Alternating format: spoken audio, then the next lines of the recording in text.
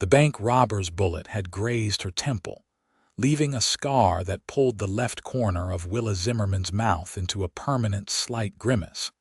And in that moment, 3 years ago, when the mirror first showed her what hardship had carved into her 22-year-old face, she understood that the world would never look at her the same way again. The dusty streets of Cimarron, New Mexico territory, stretched before her now in 1883, the afternoon sun beating down mercilessly as she hauled another bucket of water from the communal well, her calloused hands gripping the rough rope with the kind of strength that came from endless labor and the absence of choice. She had been beautiful once, or so people had told her.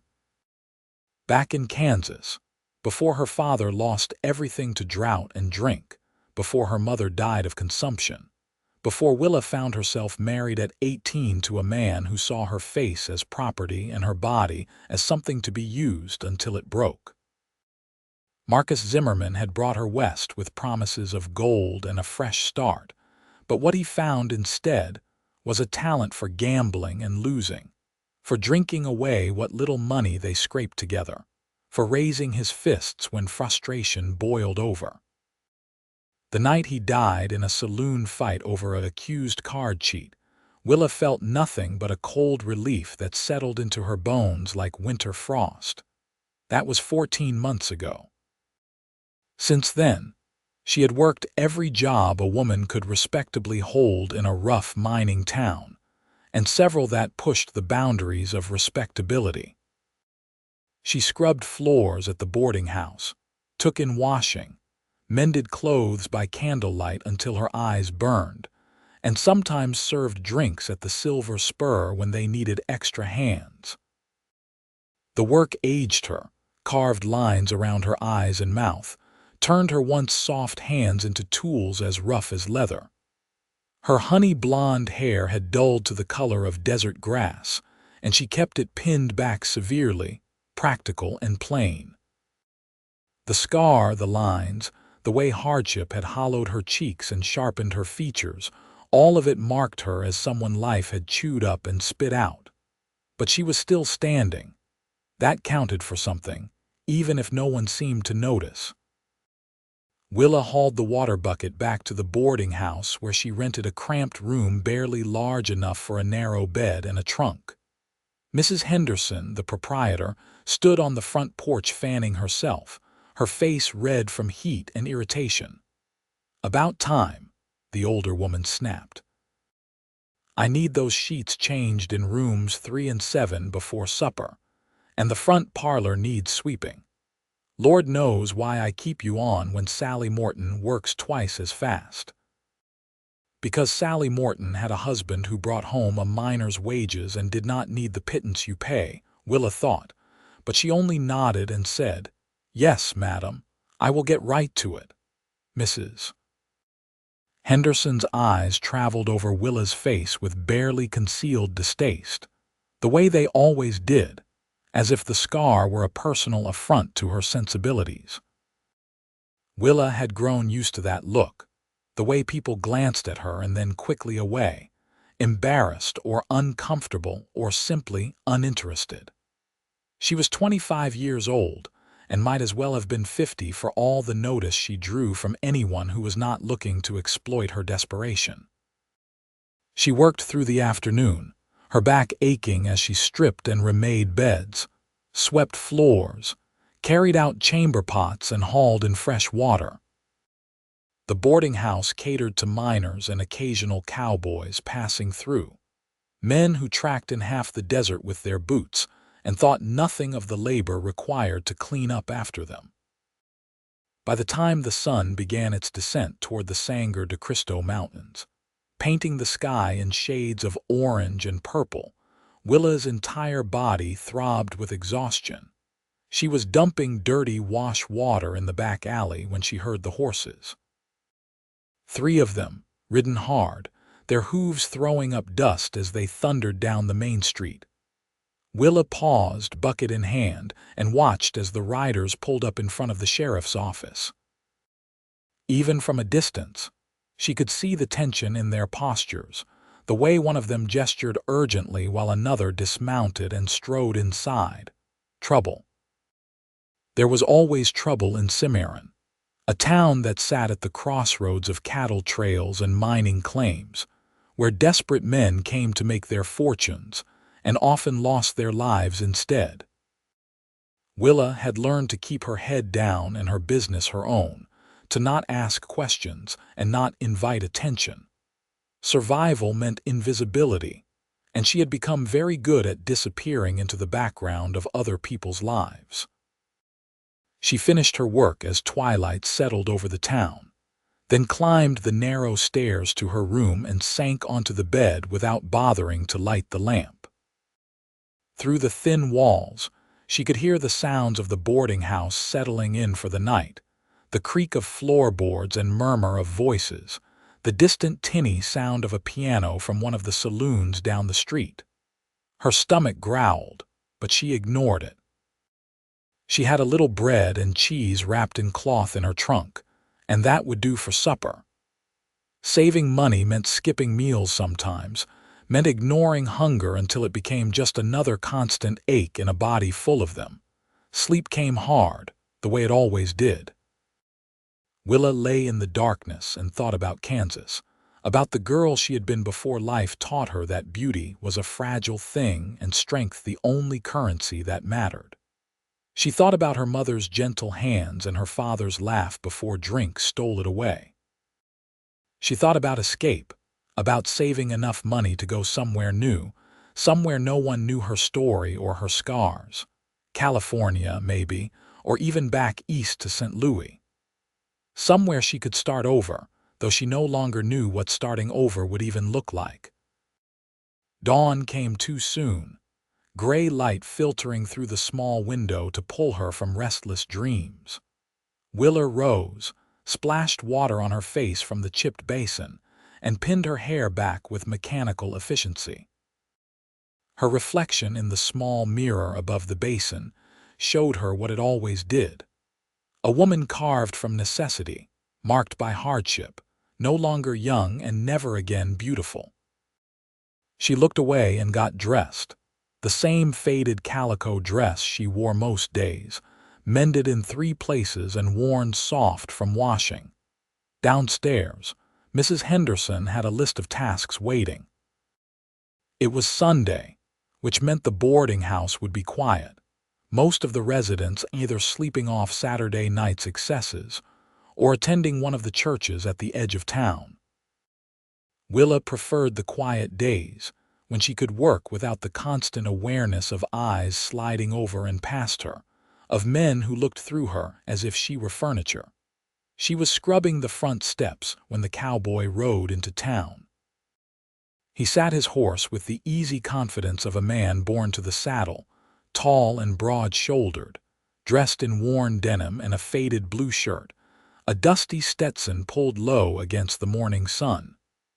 His horse was a fine-looking bay gelding, well cared for despite the dust of hard travel. The cowboy guided the animal down the main street at an easy walk, his eyes moving over the town with the careful attention of someone assessing his surroundings. Willa barely glanced up. Cowboys came through Cimarron all the time, drovers moving cattle north to Colorado, ranch hands drifting between jobs, men looking for work or running from trouble.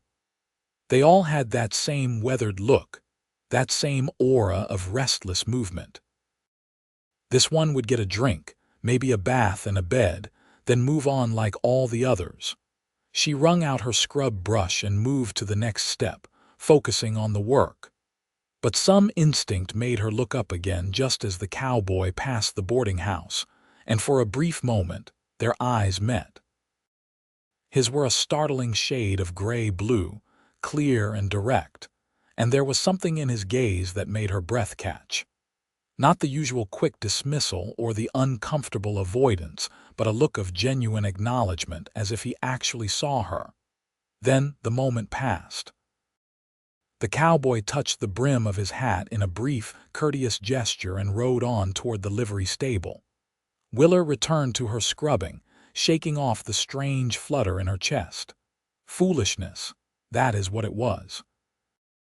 She had no time or energy for foolish thoughts about strange cowboys and the way they looked at her.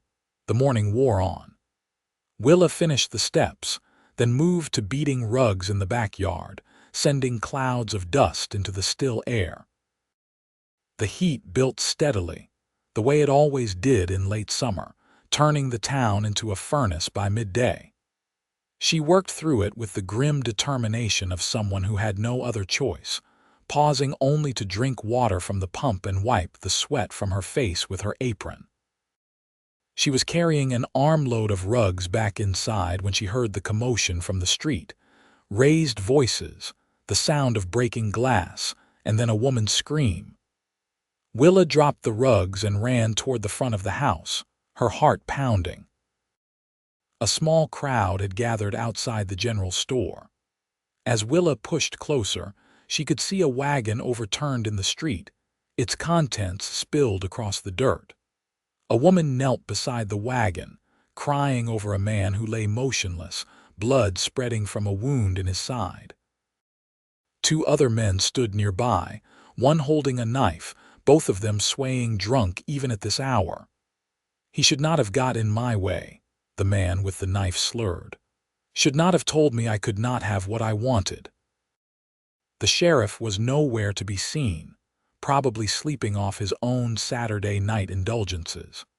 Several townspeople stood watching, but no one moved to help, to stop the drunk men from simply walking away from the violence they had caused. Willa felt anger flare hot in her chest, cutting through her usual caution. She moved forward without thinking, dropping to her knees beside the injured man. He was middle-aged, a shopkeeper she recognized from the general store, and the knife wound in his side was bleeding badly. The woman, his wife, looked at Willa with desperate, tear-filled eyes. "Help him," she begged. "Please, someone help him." Willa yanked her apron off and pressed it against the wound, applying pressure the way she had learned years ago when her mother still lived, when they had tended to her father's injuries from falls and fights. "Get the doctor," she ordered, looking up at the watching crowd. "Someone get Dr. Brennan, now." No one moved. The drunk men laughed and staggered away down the street. And then a shadow fell across Willa, and she looked up to see the cowboy from earlier, the one with the gray-blue eyes, dismounted and kneeling beside her. "Keep pressure on that," he said quietly, his voice deep and steady. Then he stood and turned to face the crowd. "Which one of you is going to tell me where the doctor lives?" There was something in his tone, a quiet authority that cut through the morning's chaos. A young boy pointed down the street and stammered, "The White House with the green shutters, sir, 2 blocks that way." The cowboy nodded once, then looked down at Willa. "Can you keep him stable for a few minutes?" "Yes," she said, her hands slick with blood. He ran. Not to his horse, but on foot, moving with the long strides of someone used to covering ground quickly. Willa kept pressure on the wound, murmuring reassurances to the injured man and his sobbing wife, while the crowd slowly dispersed, uncomfortable and unwilling to involve themselves further. The cowboy returned minutes later with Dr. Brennan, a gray-haired man still buttoning his vest as he hurried to the scene. He took over from Willa with practiced efficiency, examining the wound and issuing terse instructions to the cowboy, who helped lift the injured man onto a makeshift stretcher. Together, they carried him to the doctor's office, the wife following close behind. Willa stood slowly, her legs shaking now that the immediate crisis had passed. Her dress and hands were covered in blood, her apron ruined. She felt dizzy, the adrenaline draining away and leaving her hollow. The cowboy returned a few minutes later, walking back to where Willa still stood beside the overturned wagon. He carried a canteen and offered it to her silently. Willa took it with trembling hands and drank, the water cool and clean. "Thank you," she managed. "You did not hesitate," he he said, and there was something like approval in his voice. Most people just stood there. Someone had to do something. Willa handed back the canteen, suddenly aware of how she must look, bloody and disheveled, her hair falling loose from its pins. Is he going to live? Doctor thinks so. The wound is deep but clean. You probably saved his life by applying pressure so quickly. The cowboy studied her with those clear eyes, and again Willa felt that strange sense of being truly seen. I am Thomas Jenkins. People call me Tom. Willa Zimmerman. She wiped her bloody hands on her already ruined dress, then immediately felt foolish for the gesture. You work at the boarding house. It was a statement, not a question. Among other places, I work wherever work needs doing. Tom nodded slowly, as if this confirmed something he had already suspected. That is honest labor, nothing to be ashamed of. The simple acceptance in his words made Willa's throat tight. She could not remember the last time someone had spoken to her with such straightforward respect, without judgment or pity, or that careful blankness people used when they wanted to pretend she did not exist. I should get cleaned up, she said, needing to escape before she did something foolish like cry. Mrs. Henderson will be angry about the dress. Mrs. Henderson should be grateful she has someone working for her who knows how to keep her head in a crisis. Tom's expression was serious. Not many people have that kind of courage. Courage. Willa almost laughed at the word. What she had was desperation and a bone-deep, stubborn refusal to let the world break her completely. But she did not correct him. Instead, she nodded and turned to go, feeling his gaze on her back as she walked away. Mrs. Henderson was indeed angry about the dress, though she grudgingly admitted that Willa had done the right thing helping the shopkeeper. She docked Willa's pay for the ruined apron and dress anyway, then sent her to finish the day's tasks. Willa worked in a daze, her mind returning again and again to those few minutes in the street, to the feel of blood hot on her hands and the cowboy's steady presence beside her. That evening, after her work was finally done, Willa walked to the doctor's office to check on the shopkeeper. Mrs. Fletcher, his wife, met her at the door with red-rimmed eyes and a trembling smile. "He is sleeping," she said. "The doctor says he will recover, thanks to you." "I do not know how to repay you." "There is nothing to repay," Willa said. "I am just glad he will be all right." Mrs. Fletcher caught Willa's hand and squeezed it. "You are a good woman, Willa Zimmerman. Do not let anyone tell you different." The words followed Willa back to the boarding house, warming something in her chest that had been cold for so long she had forgotten it could feel anything else. She climbed the stairs to her room, bone-tired, but somehow lighter than she had felt in months. The next morning, Willa was sweeping the front porch when Tom Jenkins walked up the steps. He had cleaned up since yesterday, his shirt fresh and his jaw shaved clean, revealing a strong, weathered face that spoke of years spent outdoors. He looked to be perhaps 30, maybe a year or two younger, with the kind of solid, capable presence that suggested he could handle whatever life threw at him. "Morning," he said, touching his hat brim. "Good morning." Willa kept sweeping, uncertain what he wanted. "I was wondering if you might be able to help me with something." That made her pause. "Help you with what?" "I am looking for work, and I am new to Cimarron. Figured someone who works as hard as you do would know where a man might find honest employment around here." Willa leaned on her broom, studying him. Most cowboys looking for work asked at the saloons or the livery, places where men gathered and information flowed freely. Asking her was unusual, and she could not quite figure his angle. "What kind of work are you looking for?" "Ranch work, cattle work, breaking horses, whatever needs doing." Tom shifted his weight, patient under her scrutiny. "I can handle myself with a rope and a branding iron, and I have got references if anyone wants to see them." "The Mitchell Ranch is usually hiring," Willa said slowly. About 5 miles north of town, and I heard Mr. Carson at the feed store mention that his son's ranch needs help with a cattle drive coming up. Much obliged. Tom smiled, and it transformed his entire face, made him look younger and more approachable. I appreciate the guidance. He should have left then, should have headed off to pursue those leads. Instead, he lingered on the porch, his hat now in his hands, turning it slowly. "Can I ask you something?" he said. Willa's guard went up immediately. "I suppose. Those men yesterday, the drunk ones with the knife. Did the sheriff ever arrest them?" "No." The single word came out bitter. "Sheriff Palmer does not like to make trouble with the miners, especially the ones who spend their money freely in town.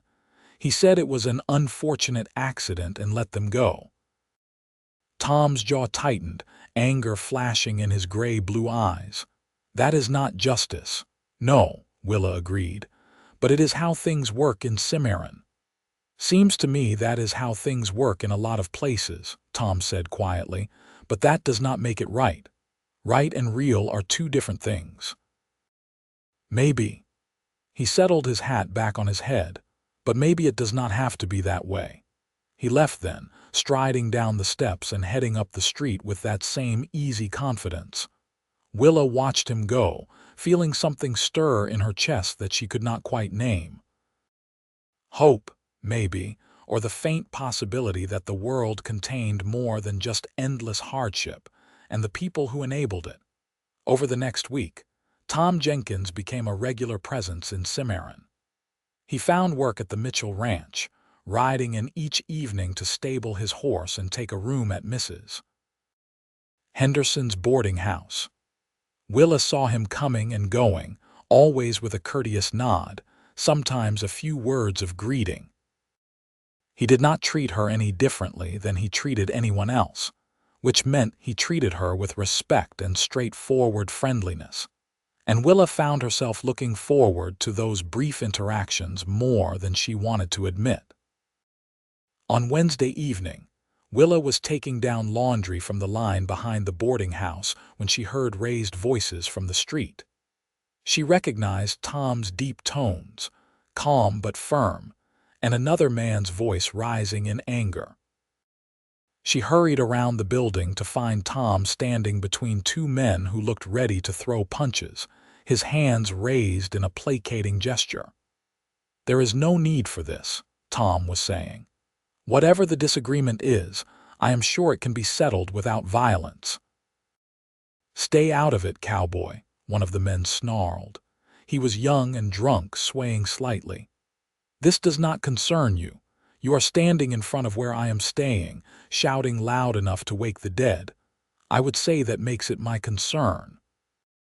The drunk man swung at Tom, a clumsy roundhouse punch that Tom easily sidestepped. But instead of retaliating, Tom simply caught the man's arm and used his momentum to spin him gently around, then gave him a push that sent him stumbling away down the street. The other man watched this with wide eyes, then apparently decided his grievance was not worth pursuing and hurried off in the opposite direction. Tom stood in the street for a moment, shaking his head, then turned and saw Willa watching from the corner of the building. "Sorry about the noise," he said, walking over to her. "Did not mean to disturb your work. You could have fought him." Willa was not sure why she said it, but the observation hung between them. "He threw the first punch." "Could have," Tom agreed, "but fighting a drunk is like fighting a child. No honor in it, and someone always gets hurt worse than the situation deserves. Most men around here would not see it that way. I am not most men." He said it matter-of-factly, without arrogance. "My father taught me that strength is not about how hard you can hit, but about how much you can withstand and still choose kindness." Willa thought about her late husband, who had seen strength only in domination and control. "Your father sounds like a wise man." He was. Something sad flickered across Tom's face. "He passed 5 years ago. Broke his back in a fall from a horse that spooked during a lightning storm. Took 3 days for him to die, and he spent most of it making sure my mother and I knew he loved us." Tom cleared his throat, clearly uncomfortable with the emotion in his voice. "Anyway, I am sorry for disturbing your work." "You did not," Willa said softly, "and your father was right. About strength, I mean." Their eyes met and held, and in that moment, Willa felt something shift in the air between them, a recognition that went deeper than words. Then Mrs. Henderson's voice called sharply from inside, summoning Willa to some new task, and the moment broke. "I should go," Willa said. "Wait." Tom reached into his pocket and pulled out a small cloth bag. "I picked these up at the general store. Wild blackberries from someone's garden. I thought you might like them." Willa stared at the offered bag, confusion and something dangerously close to joy warring in her chest. "Why?" "Because I imagine you do not often get nice things just for yourself," Tom said simply. "And everyone deserves a little sweetness now and then." He pressed the bag into her hand before she could protest, then tipped his hat and walked into the boarding house, leaving Willa standing in the dusty street with blackberries in her palm and tears pricking at her eyes. That night, alone in her small room, Willa ate the blackberries one by one, savoring each burst of tart sweetness on her tongue. It was such a small thing, such a simple gesture, but it cracked something open inside her that she had thought sealed shut forever. When had anyone last given her something just to make her smile? When had anyone last thought of her at all, except as a pair of hands to work or a scarred face to avoid looking at? She fell asleep with the taste of blackberries on her lips and Tom Jenkins in her thoughts. The next day brought a rare break in Willa's endless schedule. Mrs. Henderson's sister had come to visit, bringing her own maid, and the boarding house was overstaffed for once. Mrs. Henderson grudgingly gave Willa the afternoon off, though she made it clear she expected twice the work the following day to make up for it. Willa walked through Cimarron with no destination in mind, simply enjoying the freedom of unstructured time. She passed the church, its white steeple pointing toward the cloudless sky, and the schoolhouse where children's voices drifted through open windows. She walked to the edge of town where the buildings gave way to open land, sage and scrub grass stretching toward the mountains. She was standing there, breathing in the clean air and letting the sun warm her face, when hoofbeats approached. Willa turned to see Tom riding toward her on his bay gelding, sitting easy in the saddle. "Afternoon," he called, drawing rein beside her. "I was heading out to check some fence line for Mr. Mitchell. Would you like some company on your walk?"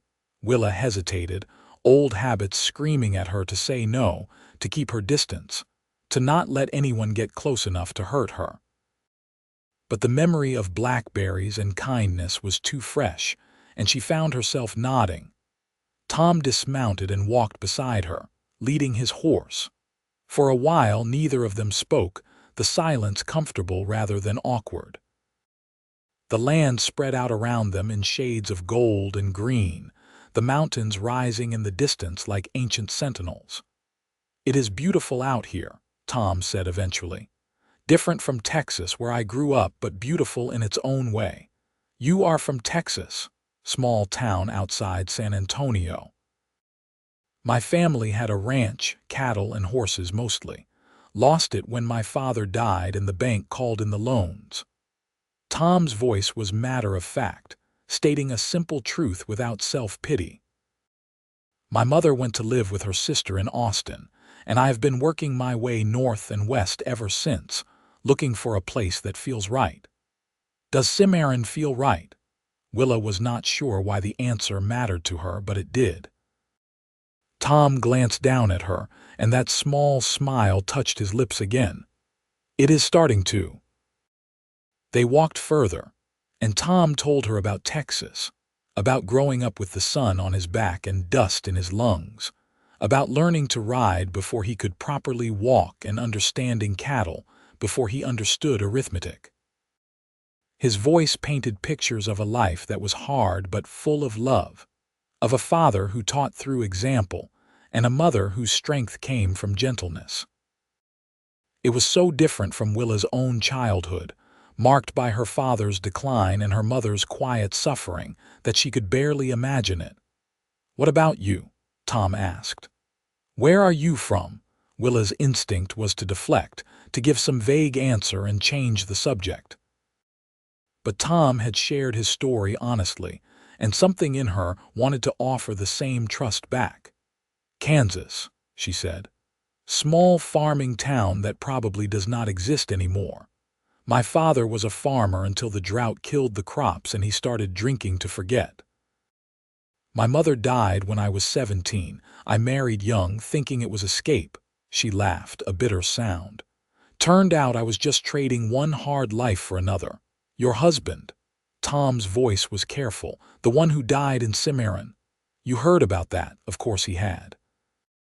Town gossip spread faster than wildfire, some. "Enough to know you have been on your own for over a year, working hard to survive." Willa stopped walking and turned to face him. "I need to know something. Why are you being kind to me? What do you want?" Tom looked genuinely confused. "I do not want anything except your company if you are willing to give it. Men always want something." "Some men," Tom corrected gently. "Not all of us." He paused, choosing his words carefully. "Willa, I am not blind. I can see that life has not been easy for you. But when I look at you, I do not see what hardship has taken away. I see what it has revealed." "And what is that?" Her voice came out harder than she intended, defensive. "Strength, courage. A spine made of steel and a heart that still knows how to care, even after everything you have been through." Tom's gray-blue eyes held her steadily. "That is more beautiful than any easy prettiness could ever be." Willa felt her breath catch in her throat. She wanted to argue, to tell him he was wrong, that she was just tired and hard and used up. But the absolute sincerity in his voice stopped the words before they could form. "I do not know how to respond to that," she finally said. "You do not have to respond at all." Tom started walking again, and after a moment, Willa followed. "I am just speaking truth as I see it. What you do with that truth is entirely up to you." They walked for another hour, the conversation flowing more easily as Willa slowly let her guard down. Tom made her laugh with stories about stubborn horses and ornery cattle, about the characters he had met in his travels and the places he had seen. He asked her questions about her work, about Cimarron, about the books she had read and the dreams she kept tucked away in the corners of her heart. And he listened, truly listened, to her answers with an attention that made her feel like everything she said mattered. When they finally turned back toward town, the sun was beginning its descent, painting the sky in shades of rose and gold. Tom walked Willa to the boarding house, then paused at the bottom of the steps. "Would you have dinner with me tomorrow evening?" he asked. "The hotel dining room serves a decent meal, and I would like to continue our conversation." Willa's immediate instinct was to refuse. She could not afford the time, could not afford the risk of letting someone get close, could not afford to hope for something that would inevitably disappoint her. But she looked at Tom's open, honest face, remembered the way he had seen her strength instead of her scars, and found herself saying, "Yes, I would like that." His smile was like sunrise breaking over the mountains. 6 o'clock tomorrow, then." Willa nodded and climbed the steps, feeling his gaze follow her until she disappeared inside. In her room, she sat on the bed and pressed her hands to her chest, feeling her heart beat fast and hard beneath her ribs. It had been so long since she had allowed herself to feel anything beyond exhaustion and grim determination. This fluttering, nervous hope was both wonderful and terrifying. She tried not to think about how easily hope could be crushed. The next day dragged on with agonizing slowness. Willa worked through her tasks in a fog of anticipation and anxiety, alternating between excitement about the evening ahead and the urge to run to Tom and cancel before she made a fool of herself. Mrs. Henderson noticed her distraction and snapped at her twice for errors, but Willa barely registered the criticism. At 5 o'clock, she hurried to her room and stared hopelessly at her meager wardrobe. She owned 3 dresses, all of them faded and worn, none of them suitable for dining with a man who made her heart race. Finally, she chose the best of the lot, a dark blue calico that was only slightly faded, and did her best to mend a small tear in the sleeve. She unpinned her hair and brushed it until it shone with at least some of its former luster, then pinned it up again in a softer style that framed her face. Looking at herself in the small mirror, Willa saw the same scarred, tired woman she always saw. The pretty girl from Kansas was long gone, replaced by someone harder and more weathered. But maybe, she thought, maybe Tom was right. Maybe there was a different kind of beauty in survival, in strength forged through fire and hardship. She wrapped her one good shawl around her shoulders and walked down the stairs, her stomach a knot of nerves. Tom was waiting in the boarding house parlor, dressed in clean denim and a white shirt that brought out the tan of his skin. When he saw Willa, he stood immediately, his face lighting up with genuine pleasure. "You look lovely," he said, offering his arm. Willa took it, feeling the solid warmth of him through the fabric of his shirt. "Thank you." They walked through the evening streets to the hotel, which was Cimarron's finest establishment, though that was not saying much. The dining room was clean and well lit, with checkered tablecloths and the smell of roasting meat in the air. Tom held Willa's chair for her, then sat across the small table, his eyes never leaving her face. They ordered chicken and potatoes, and while they waited for the food, Tom asked Willa about her favorite places in Cimarron, about the people she worked for, about the small details of her daily life that no one else had ever seemed to care about.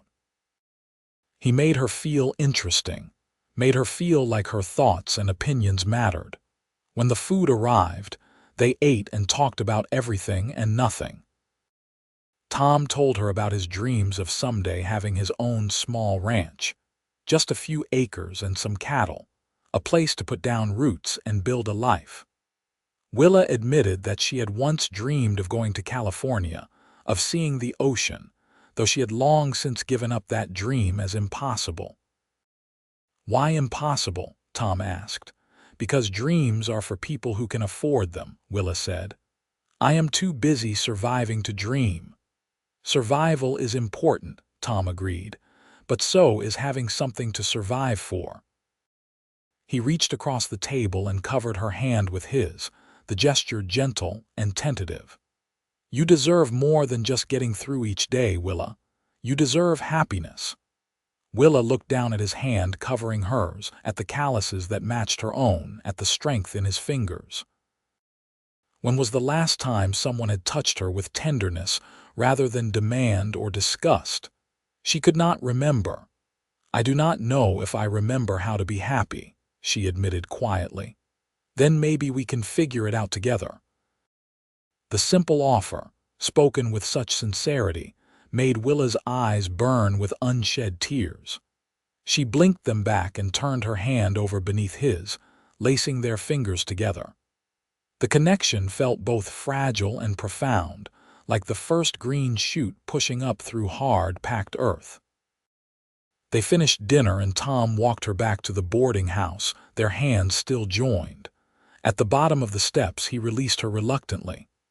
"Can I see you again?" he asked. "Tomorrow is Sunday. Maybe we could take a longer walk, pack a lunch, and make a day of it."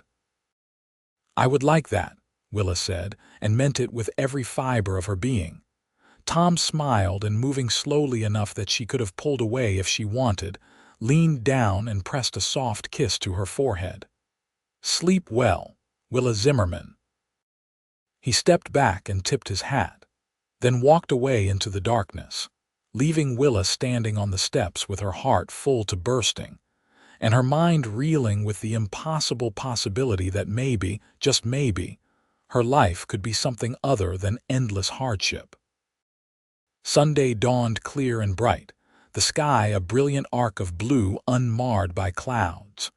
Willa woke early, nervous energy making sleep impossible. She dressed in her walking clothes and went downstairs to find Mrs. Henderson surprisingly agreeable about giving her the full day off, probably because Tom had paid extra for his room, and the landlady wanted to keep him happy. Tom met her at 8 with 2 horses, his bay gelding and a smaller gray mare with gentle eyes. "Borrowed her from the livery," Tom explained, handing Willa the reins. "Figured we could cover more ground on horseback if you do not mind riding." "I have not ridden in years," Willa admitted, but she ran her hand down the mare's nose and felt a flutter of excitement. She had loved riding as a girl, before life stole away all her simple pleasures. Tom helped her mount, his hand steadying her as she settled into the saddle. It felt strange and wonderful all at once, being up high with a horse's power between her legs and the whole world spread before her. Tom swung up onto his own mount with easy grace, and they set off at a walk, heading northeast out of town toward the foothills. The day unfolded like a gift. They rode through landscape that shifted from sage-studded flatland to rolling hills, following trails that Tom seemed to know instinctively. They talked and sometimes rode in comfortable silence, the horses picking their way carefully over rocky ground. Tom pointed out hawks riding thermals high above and the tracks of deer in the soft earth.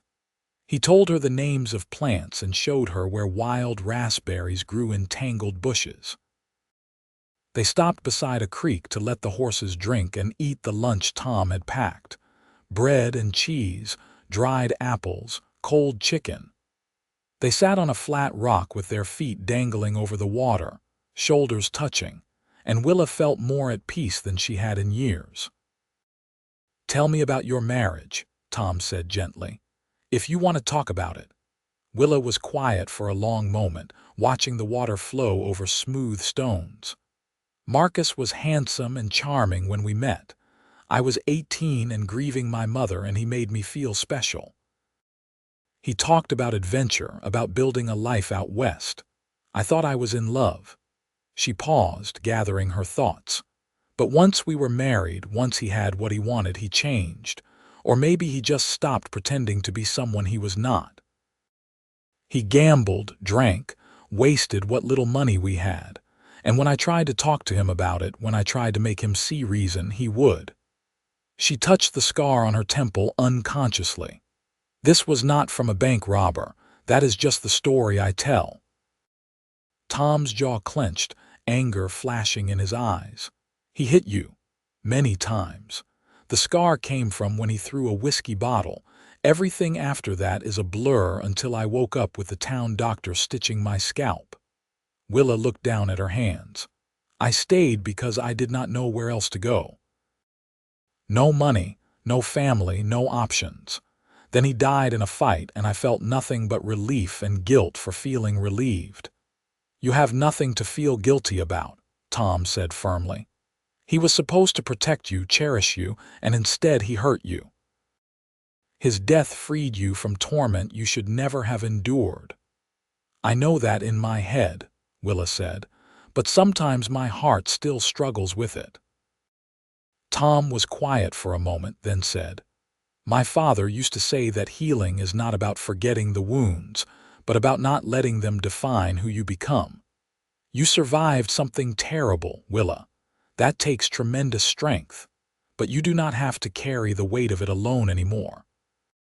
Willa turned to look at him, this man who had appeared in her life like an answered prayer she had been too tired to make. "Why do you care?" she asked, the question raw and vulnerable.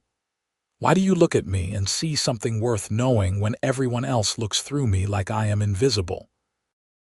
Tom reached up and gently touched her face, his fingers tracing the line of her scar with infinite tenderness. Because I see you. Not the scar, not the tired eyes or the worn hands. I see the woman who ran toward danger to help a stranger, who keeps going when most people would have given up, who still has kindness left in her heart despite every reason not to. That woman is remarkable, Willa. She is beautiful in ways that have nothing to do with a mirror and everything to do with the soul inside her. A tear escaped down Willa's cheek, and Tom caught it with his thumb. Then, moving slowly, giving her every chance to pull away, he leaned in and kissed her. His lips were warm and gentle, asking rather than demanding, and Willa felt something crack wide open inside her chest. She kissed him back, pouring years of loneliness and longing into that connection, her hands coming up to grip his shirt as if he were an anchor in a stormy sea. When they finally pulled apart, both breathing hard, Tom rested his forehead against hers. "I am falling in love with you," he said quietly. "I know it is fast. I know you probably need time, but I wanted you to know. You deserve to know that someone sees your worth." Willa could not speak past the lump in her throat, so she kissed him again, softer this time, a kiss that held promise and hope and the tentative beginning of trust. They sat by the creek for hours, talking and kissing and slowly knitting their lives together with words and touch and shared silence.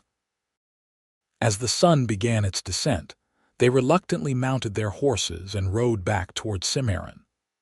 Tom took Willa's hand as they rode, their horses walking side by side, and Willa felt like she was finally coming home to a place she had never been. Over the next few weeks, Tom and Willa built their relationship in stolen moments between work and responsibilities. Tom would wait for her after her shifts at the boarding house, and they would walk through town or sit on the porch and talk until Mrs. Henderson shooed them away.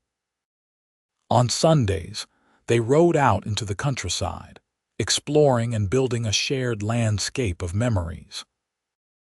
Tom brought her small gifts, wildflowers and smooth stones from the creek, a hair ribbon in deep blue that matched her eyes, a book of poetry he had saved up to buy because he thought she would like it. Willa found herself smiling more, the hard edges of her existence softened by Tom's presence in her life. People in town began to notice, not just that the scarred, tired woman who worked at the boarding house had somehow caught the attention of the handsome cowboy, but that she seemed lighter somehow, less invisible. Mrs. Fletcher, the wife of the shopkeeper Willa had saved, stopped her on the street one day to say how lovely she looked, and Willa realized with surprise that she did feel lovely, not because her appearance had changed, but because Tom's love had taught her to see herself through kinder eyes. But not everyone was pleased by their relationship. Mrs. Henderson made snide comments about Willa putting on airs and forgetting her place. Some of the miners and cowboys who frequented the Silver Spur muttered that Tom was wasting his time on damaged goods. And there were women in town, prettier and younger and unscarred, who looked at Tom with predatory interest and at Willa with thinly veiled contempt. Willa tried to ignore the gossip and the ugly looks, but they wore on her like water on stone, slowly eroding her newfound confidence. She found herself questioning what Tom saw in her, wondering when he would wake up and realize he could do so much better. One evening, about 6 weeks after they had started courting, Willa was walking to meet Tom at the livery when she overheard 2 women talking outside the dressmaker's shop. "I just do not understand it," one of them said, her voice carrying clearly in the still evening air. "That Zimmerman woman is plain as dirt, scarred and worn out. What does Tom Jenkins see in her?" "Maybe he feels sorry for her," the other woman replied. "You know, charity case and all that. He seems like the type to try to save broken things." "Well, I give it another month before he realizes what everyone else already knows. She is not worth the trouble." Willa stood frozen, the words striking like physical blows, Charity case. Broken things. Not worth the trouble.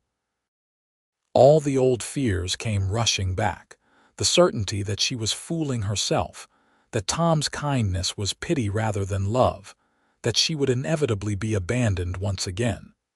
She turned and walked blindly away from the livery, away from town, not knowing where she was going and not caring.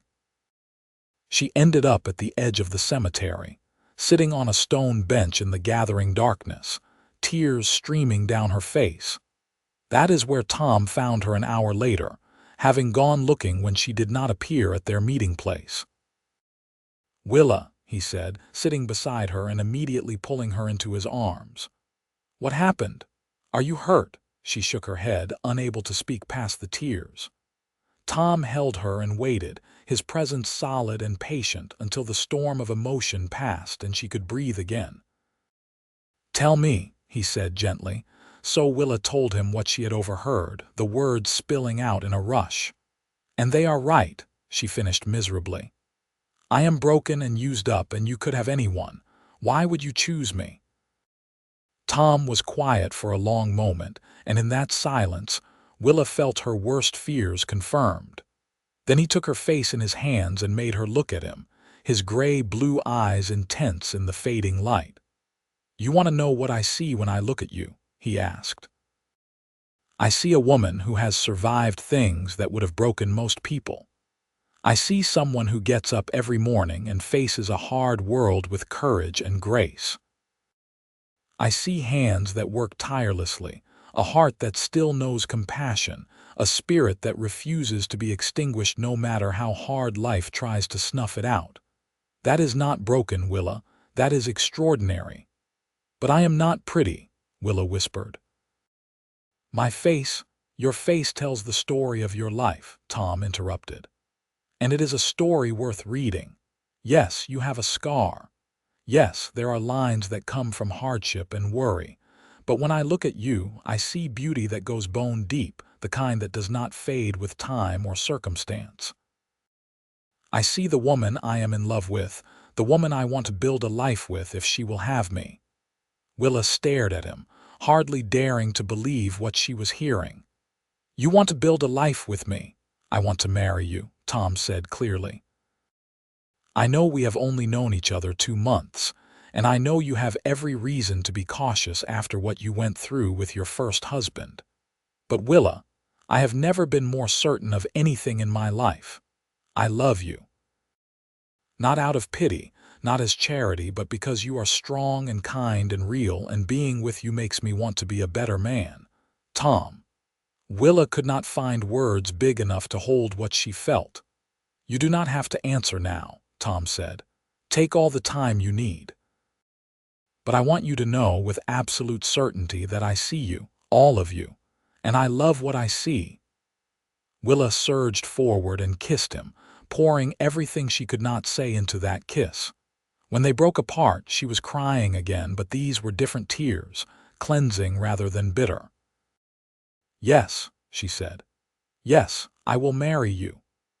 Tom's smile was brilliant even in the darkness.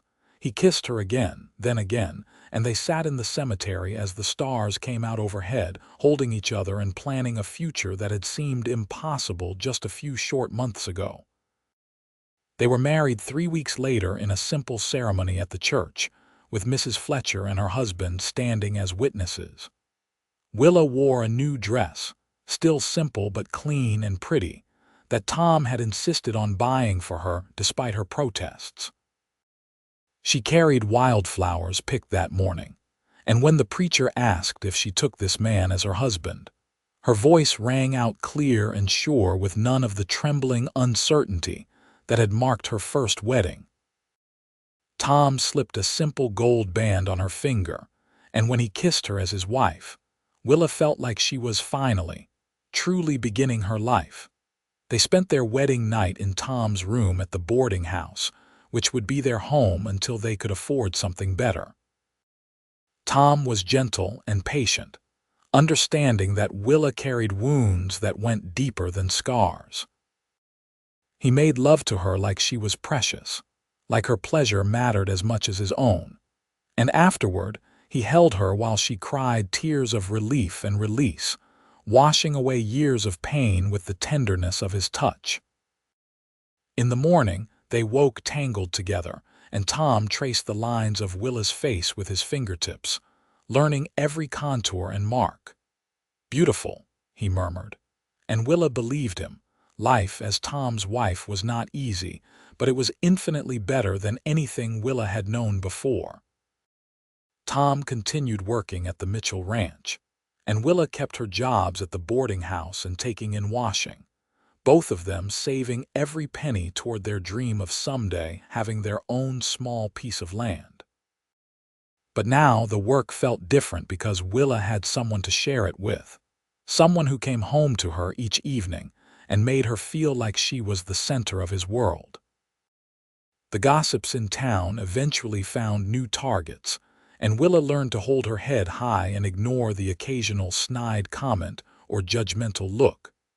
She had Tom's love, and that was armor enough against the petty cruelties of small minds. 4 months after their wedding, Mr. Mitchell approached Tom with an offer. His nephew, who had inherited a small ranch about 15 miles north of Cimarron, had decided ranch life was not for him and wanted to sell.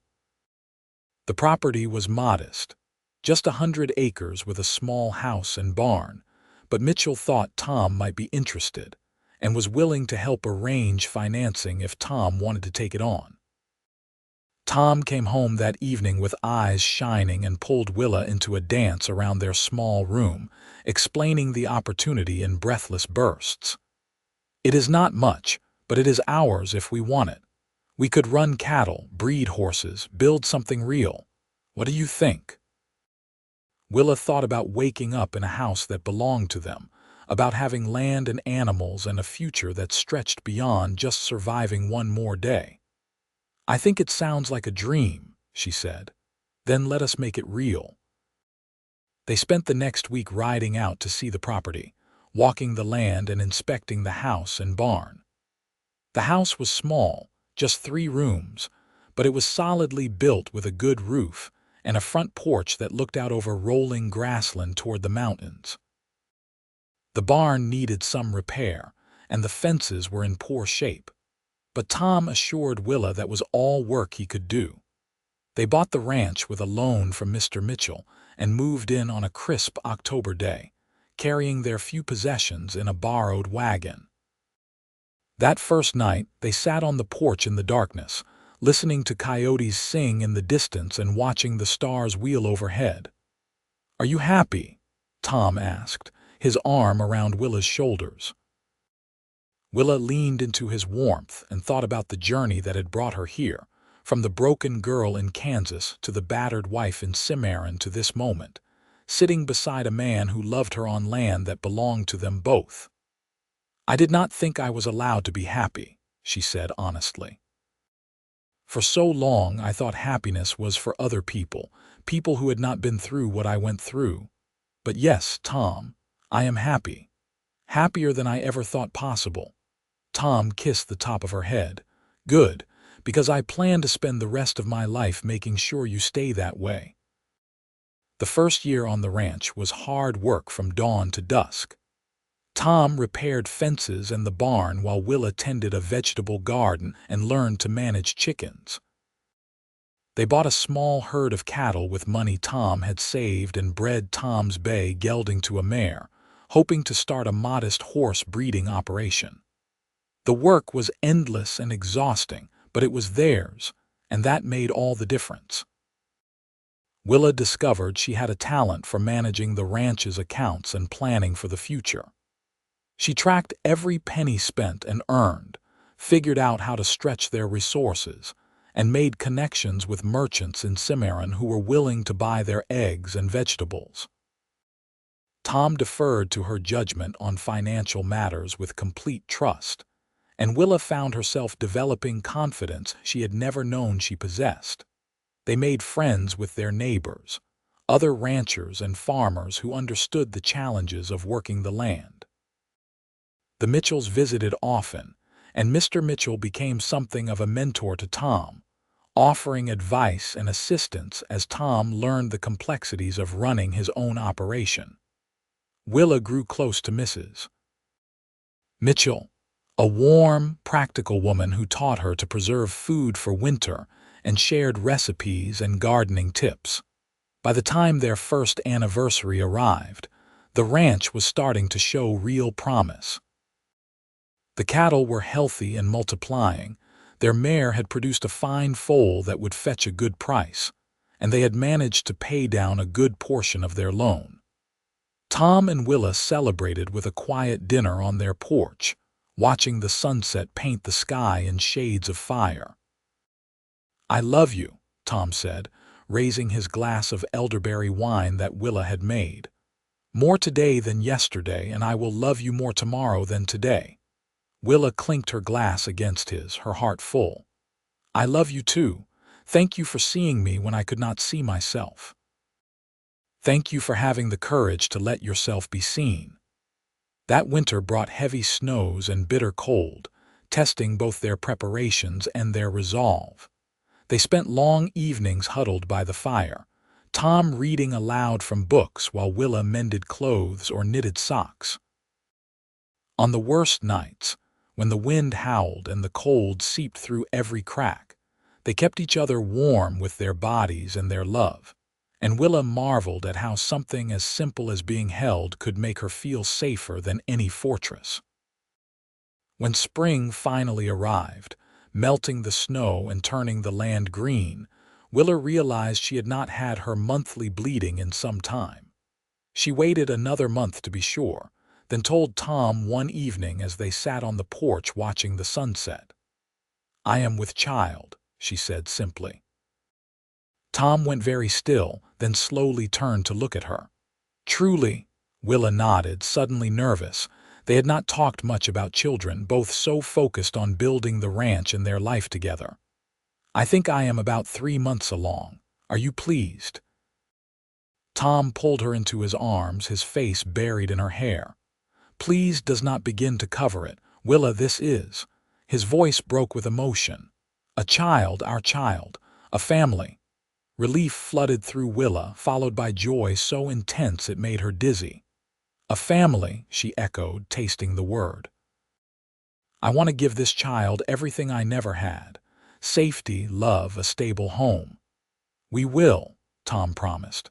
"Together, we will give our child a life full of love." The pregnancy progressed smoothly despite Willa's age, which at 27 was considered getting on for a first baby.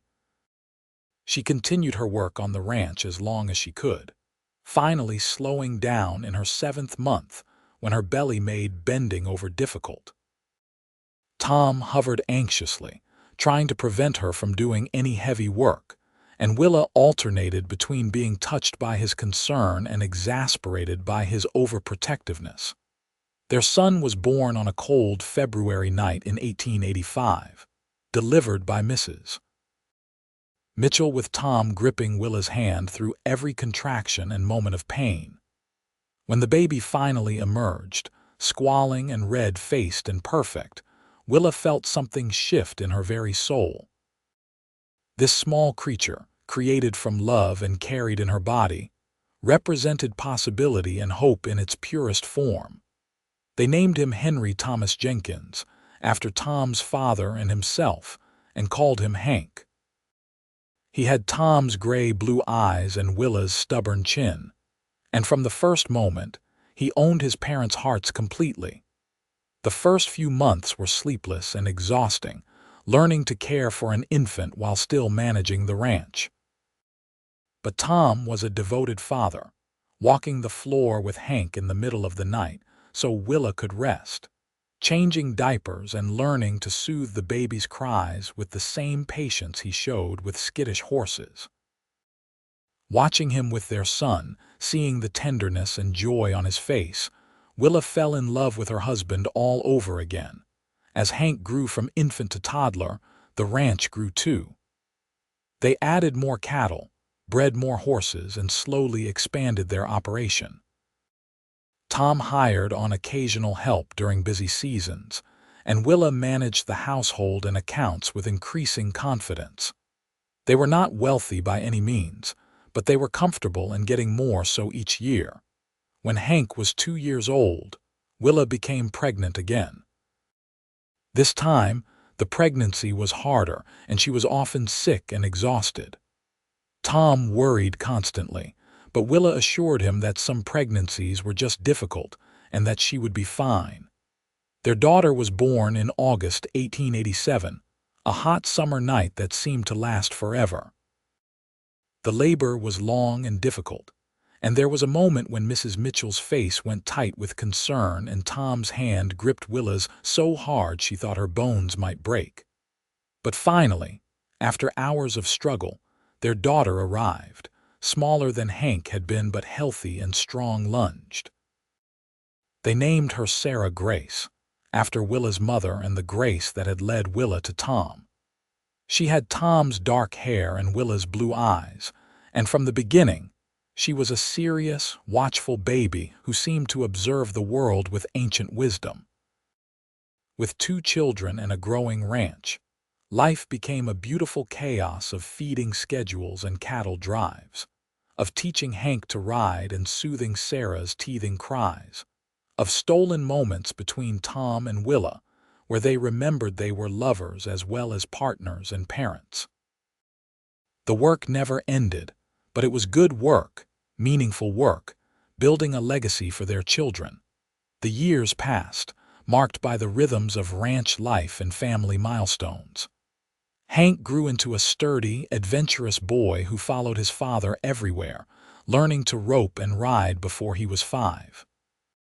Sarah was quieter, but no less determined, with a gift for gentling animals and a sharp mind for numbers that rivaled her mother's.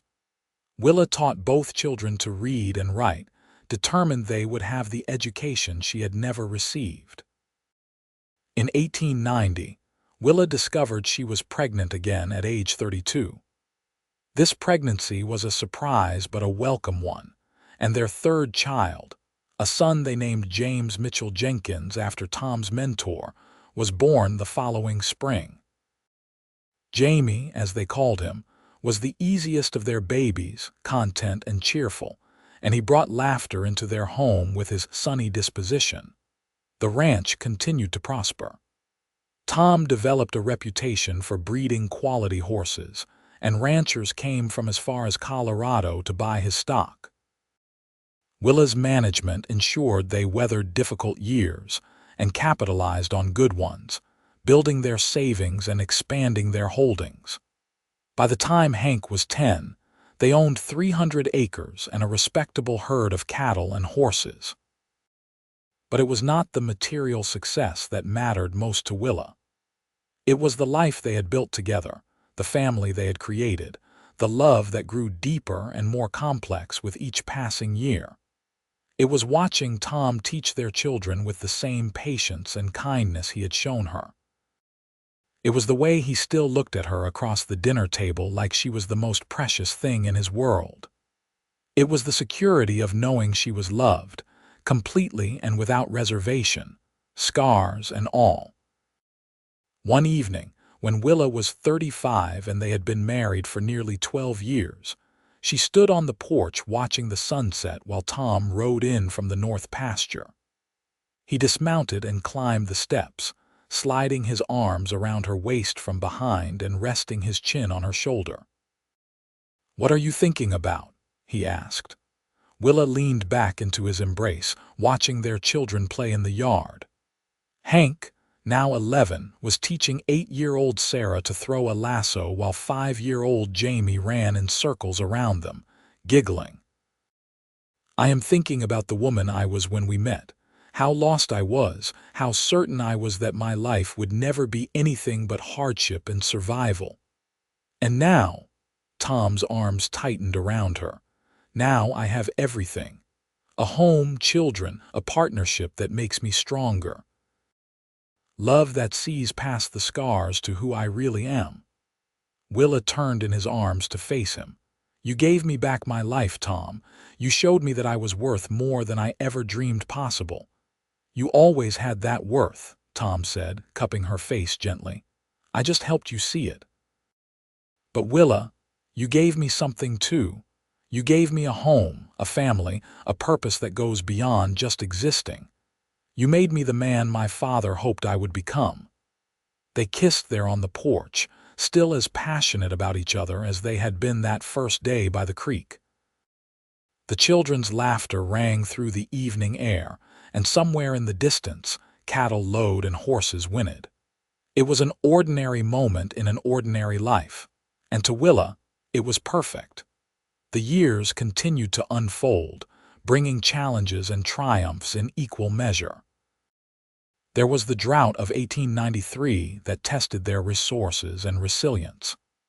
There was the winter of 1895, when blizzards killed some of their cattle, and they had to rebuild carefully. There was the joy of Hank's first successful cattle drive at 15, coming home exhausted and proud, every inch his father's son. There was Sarah's quiet brilliance with horses, able to calm even the most fractious animal. There was Jamie's infectious joy that lifted everyone around him. Through it all, Tom and Willa remained each other's constant. They weathered every storm side by side, their partnership deepened by years of shared labor and love. The passion between them never faded, tempered by time into something richer and more enduring than youthful infatuation could ever be. On their 20th wedding anniversary in 1904, Tom surprised Willa with a gift. He had commissioned a photograph to be taken, something they had never been able to afford before. The photographer set up his equipment in front of their house, and Tom insisted that Willa wear her best dress and let her hair down. "I want to capture this moment," Tom explained. "I want our grandchildren someday to see how beautiful their grandmother was." Willa touched her face self-consciously. She was 46 now, and the years had added more lines and silver to her hair. The scar was still there, a permanent reminder of her past. "I am not beautiful, Tom. You are the most beautiful woman I have ever known," Tom said firmly. "And I want proof of it for posterity." The photograph showed them standing together on their porch, Tom's arm around Willa's waist, both of them smiling at the camera. When Willa saw it later, she was startled by what she saw. The woman in the photograph did not look broken or used up. She looked strong and confident, with laugh lines around her eyes and a contentment in her expression that spoke of a life well lived.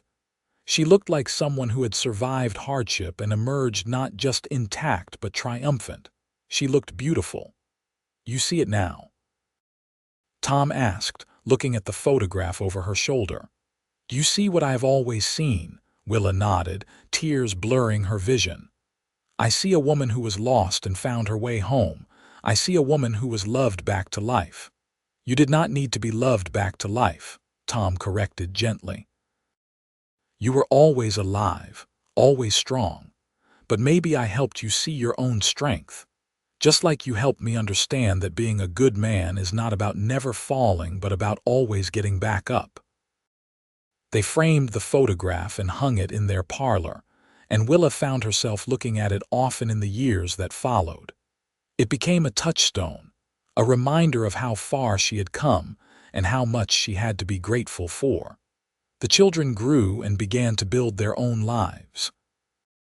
Hank, serious and responsible at 19, took on more of the ranch management, eventually building his own small cabin on the north edge of their property with plans to bring home a wife when he found the right woman. Sarah, at 16, had her father's quiet strength and her mother's sharp mind, and she talked about someday breeding horses of her own.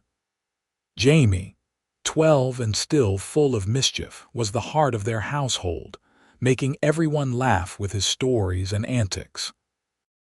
In 1906, Mr. Mitchell passed away peacefully in his sleep, and Tom grieved for the mentor who had believed in him and made their ranch possible.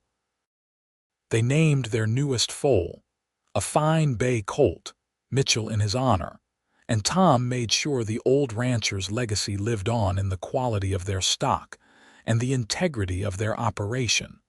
Life moved on as it always does. There were weddings and grandchildren, losses and celebrations, the endless cycle of seasons and growth and change.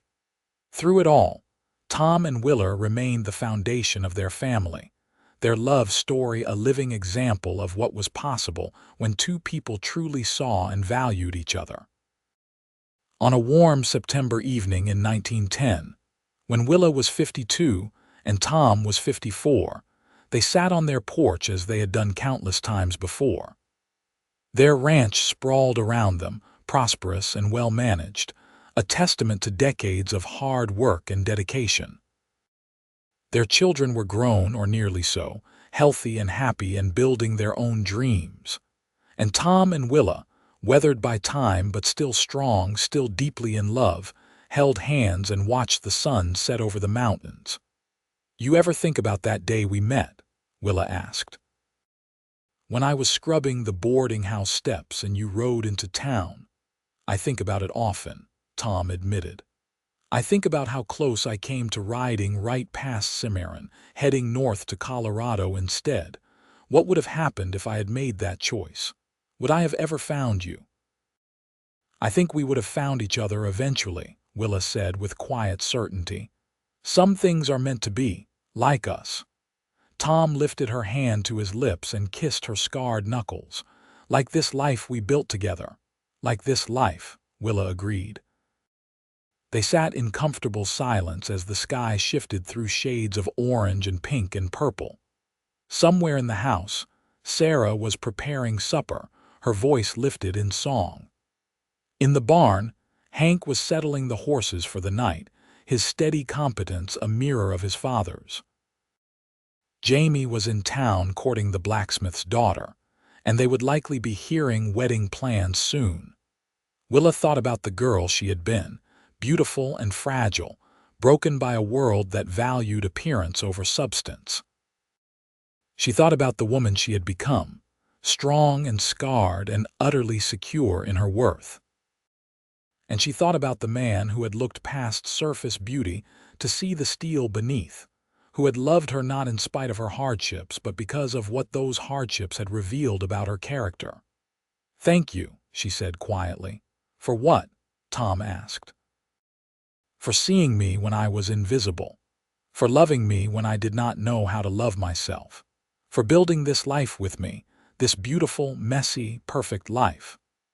Tom pulled her close, and Willa rested her head on his shoulder, fitting against him as perfectly as she had that first day by the creek. "The honor was all mine," he said. "You gave me everything that matters. You still do, every single day." They stayed there as night fell and stars began to appear, two people who had found each other against all odds and built something lasting and true. The house behind them was full of love and laughter. The land around them bore the fruit of their labor, and the future stretched ahead full of promise. Willa had learned that beauty was not about unmarred skin or youthful features. Real beauty was in resilience, in the strength to keep going when everything said to quit, in the courage to love again after being broken, in the grace to build something meaningful from the ruins of hardship. She had learned that she was worthy of love, that her scars were not flaws but markers of survival, that the woman she had become through struggle was infinitely more valuable than the pretty girl she had once been. And she had learned that the right person would see all of that, would value strength over softness, spirit over surface beauty, and would love her not for what she had been but for who she was. Tom was that person. He had seen her beauty when she could not see it herself, had loved her when she thought herself unlovable, had built a life with her that honored both their strengths and supported their weaknesses. Together, they had created something rare and precious, a partnership rooted in mutual respect and genuine affection that only deepened with time. As the years continued to pass, Tom and Willa aged together with grace and gratitude. They welcomed more grandchildren, taught them to ride and rope and care for the land. They saw their children become parents and ranchers and people of integrity. They continued to work the ranch they loved, though they gradually handed more responsibility to the next generation. When Willa was 58, she looked in the mirror one morning and saw a woman lined and silver-haired, marked by decades of sun and work and life. The scar was still there, faded but permanent. Her hands were gnarled with arthritis. Her face bore the weight of 58 years lived fully and without regret.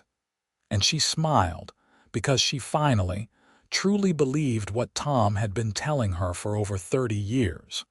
She was beautiful, not despite her scars and age and weathered features, but because of them. Because they told the story of a life hard won, of battles fought and survived, of love found and cherished. Tom came up behind her, his own face lined and his hair silver now too, and met her eyes in the mirror. "Beautiful," he said, as he had said countless times before. "More beautiful every day." "We are old," Willa said with a laugh. "We are seasoned," Tom corrected, wrapping his arms around her. "Like good leather, better with age." They laughed together, and Willa leaned back into his embrace, secure in the knowledge that she was loved, had always been loved, would always be loved by this man who had taught her to see her own worth.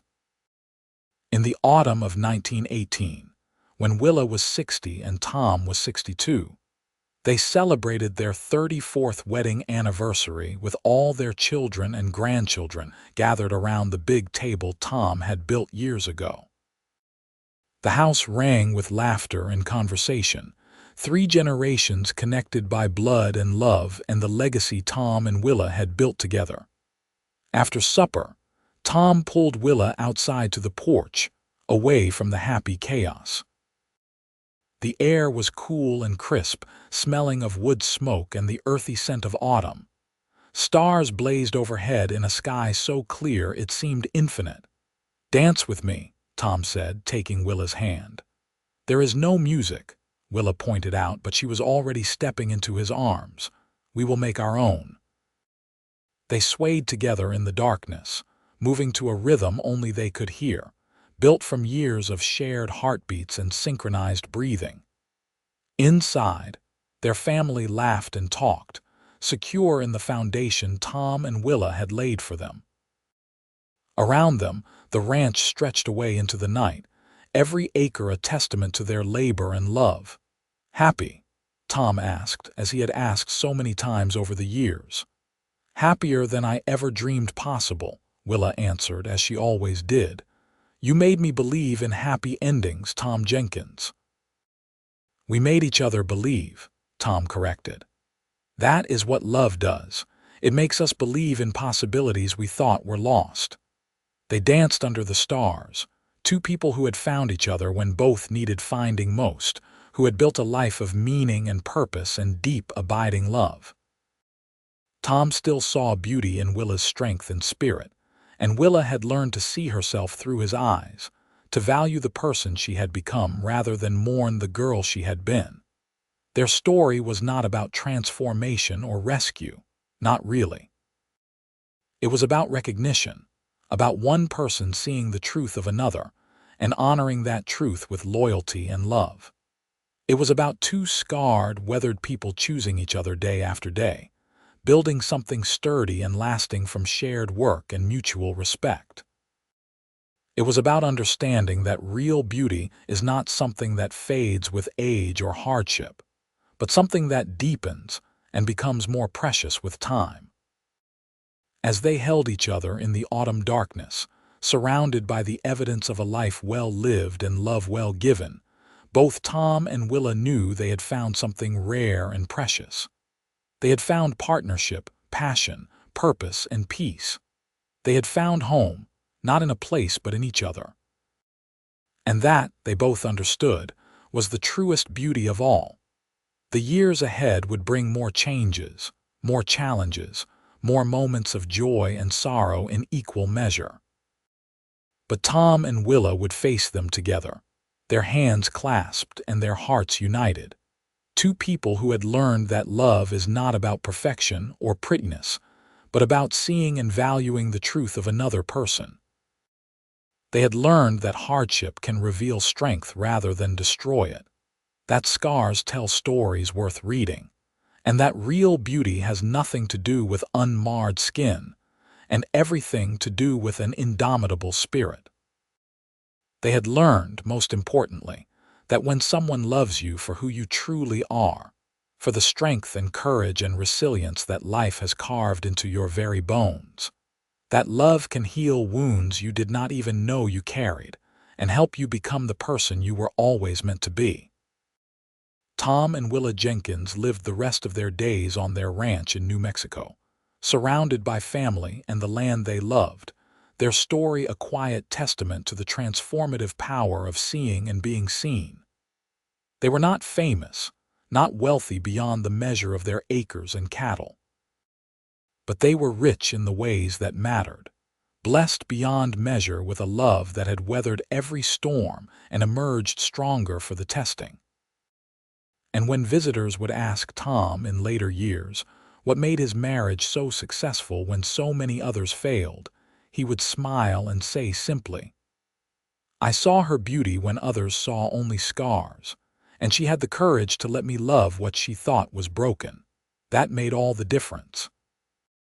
Willa, overhearing, would add, "And he loved me not because I was beautiful, but because I was strong.